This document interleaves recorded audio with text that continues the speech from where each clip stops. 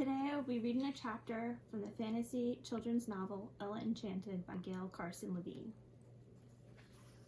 That fool of a fairy Lucinda did not intend to lay a curse on me. She meant to bestow a gift. When I cried inconsolably through my first hour of life, my tears were her inspiration. Shaking her head sympathetically at my mother, the fairy touched my nose. My gift is obedience. Ella will always be obedient. Now, stop crying, child. I stopped. Father was away on a trading expedition as usual, but our cook, Mandy, was there.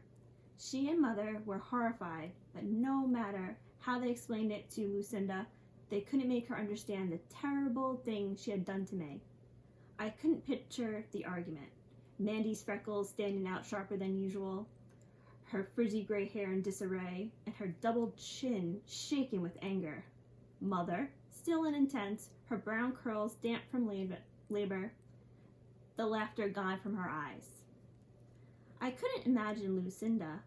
I didn't know what she looked like. She wouldn't undo the curse. My first awareness of it came on my 5th birthday. I seem to remember that day perfectly, perhaps because Mandy told the tale so often. For your birthday, she'd start. I baked a beautiful cake, 7 layers. Bertha, our head maid, has sewn a special gown for me, blue as midnight with a white sash. You were small for your age even then, and you looked like a china doll, with a white ribbon in your black hair and your cheeks red from excitement. In the middle of the table was a vase filled with flowers that Nathan, our manservant, had picked. We all sat around the table. Father was away again. I was thrilled. I had watched Mandy bake the cake, Bertha sew the gown, and Nathan picked the flowers. Mandy cut the cake. When she handed me my piece, she said without thinking, "Eat." The first bite was delicious. I finished the slice happily. When it was gone, Mandy cut another. That one was harder.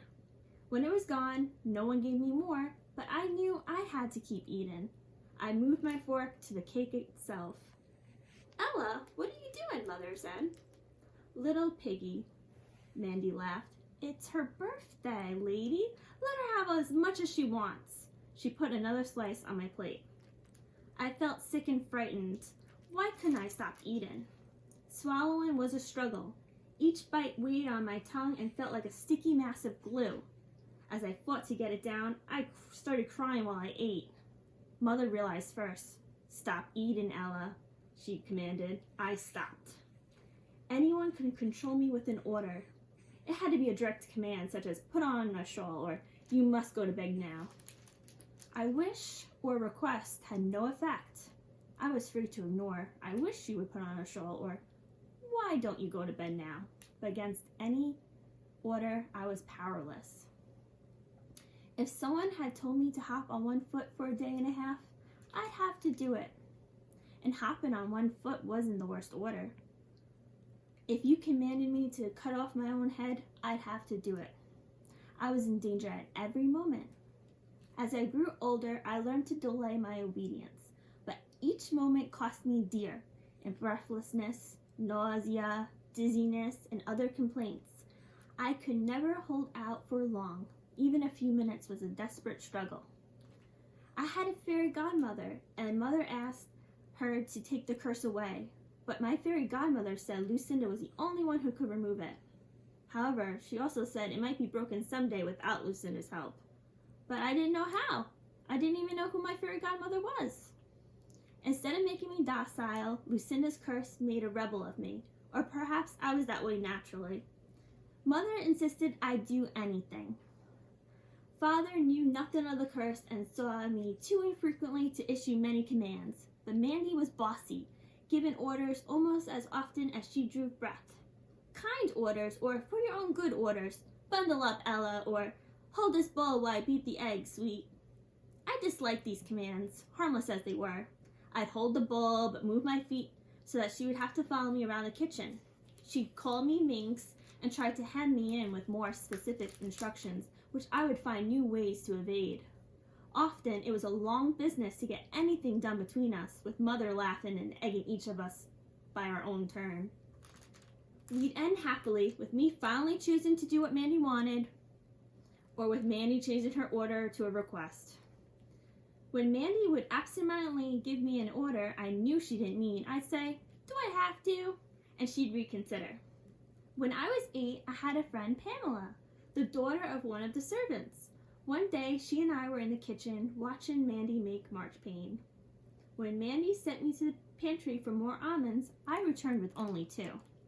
She ordered me back with more exact instructions, which I followed exactly, while still managing to frustrate her true wishes. Later, when Pamela and I retreated to the garden to devour the candy, she asked why I hadn't done what Mandy wanted straight off. "I hate when she's bossy," I answered. Pamela said smugly, "I always obey my elders." "That's because you don't have to." "I do have to, or Father will slap me." "It's not the same as for me. I'm under a spell." I enjoyed the importance of the words. Spells were rare. Lucinda was the only fairy rash enough to cast them on people. Like Sleeping Beauty? Except I won't have to sleep for 100 years. "What's your spell?" I told her. "If anyone gives you an order you have to obey, including me?" I nodded. "Can I try it?" "No." I hadn't anticipated this. I changed the subject. "I'll race you to the gate." "All right, but I command you to lose the race."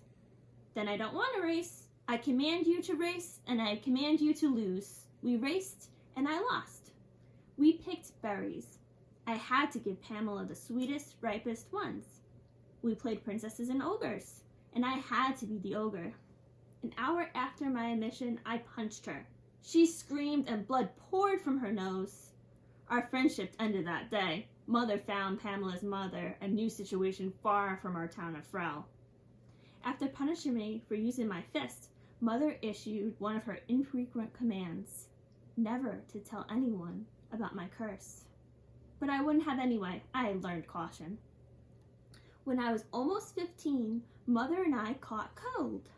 Mandy doused us with curin soup made with carrots, leeks, celery, and hair from a unicorn's tail. It was delicious, but we both hated to see those long yellow hairs floating around our vegetables.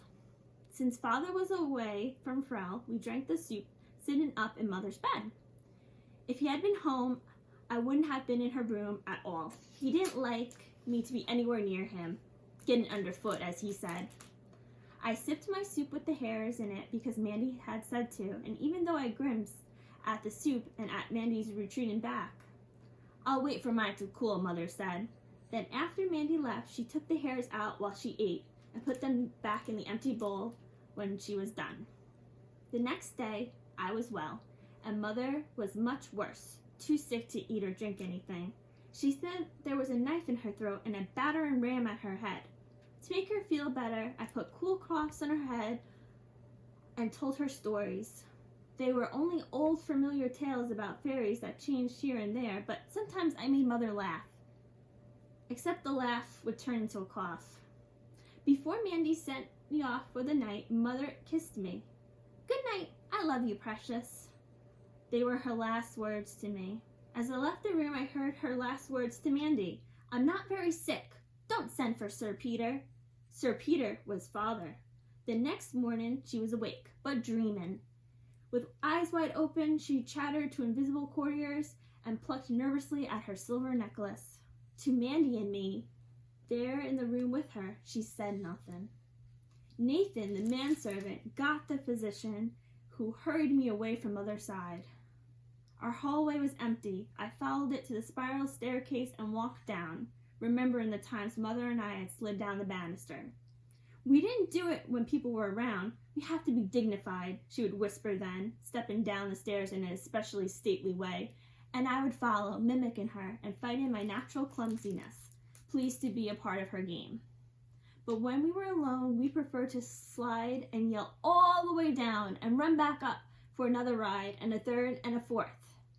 When I got to the bottom of the stairs, I pulled our heavy front door open and stepped into the bright sunshine. It was a long walk to the old castle, and I wanted to make a wish. I wanted to make it the place where it would have been the best chance of being granted. The castle had been abandoned when King Gerald was a boy, although it was reopened on special occasions for private balls, weddings, and the like. Even so, Bertha said it was haunted. Nathan said it was infested with mice.